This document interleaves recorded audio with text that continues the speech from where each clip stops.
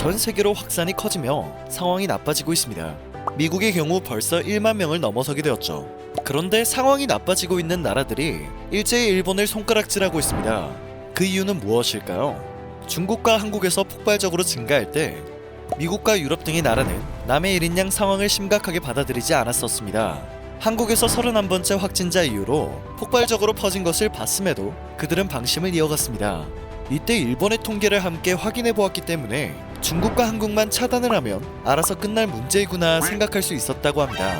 해외 네티즌들도 중국과 한국의 경우 방역 수준이 낮은 나라이기 때문에 상황이 좋지 않은 것이라고 의견을 나누었으며, 일본은 그에 비해 방역 수준이 좋아 확진자 수가 낮은 것이라는 의견을 나누었습니다. 하지만 한국인들은 일본의 통계가 믿을 수 없는 것임을 잘 알고 있었습니다. 한국과 일본의 검사량 수가 엄청난 차이를 보이고 있었기 때문이었죠.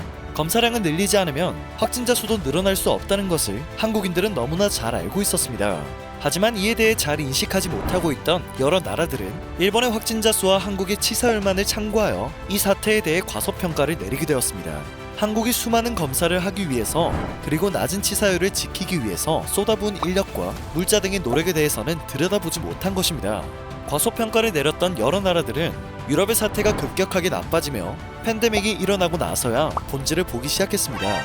그리고 혼란을 준 일본의 잘못된 통계에 대해 일제히 지적을 이어가고 있는 상황입니다. 통계만을 믿고 일본에 대해 입국 허용을 해주었다는 점에서도 후회를 할 수밖에 없는 상황이라고 하네요. WHO의 보건정책실장을 지낸 시부야 겐지 킹스 칼리지 런던 교수도 일본이 발병 집단을 중점적으로 관리해 실제로 확산을 억제해왔거나 발병 사례가 많지만 드러내지 않았다는 두 가지 가능성 중에 후자에 더 무게를 두고 있다고 전했습니다.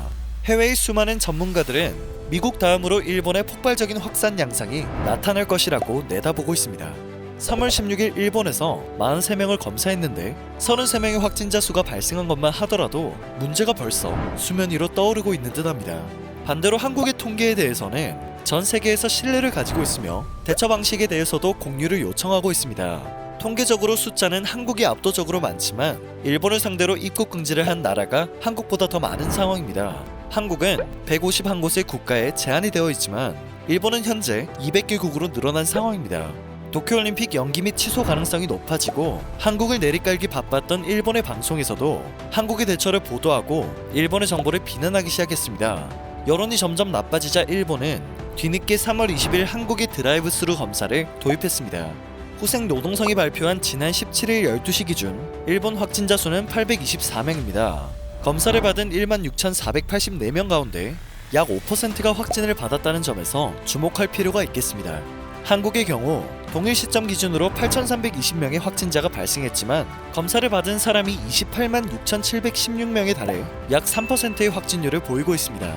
일본의 거짓 정보로 인해 안일한 대처를 했었던 나라들이 후회를 이어가고 있는 가운데 일본은 계속해서 도쿄올림픽만을 외치고 있습니다.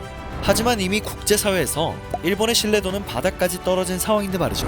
세계 무대에서 한 국가의 신뢰도가 얼마나 중요한지 이번 일을 계기로 깨달을 수 있는 것 같습니다. 오늘 전해드릴 소식은 여기까지입니다. 영상이 마음에 드셨다면 그것만으로도 감사드립니다. 늘 새롭고 정확한 정보로 찾아뵙는 로버튜브 되겠습니다.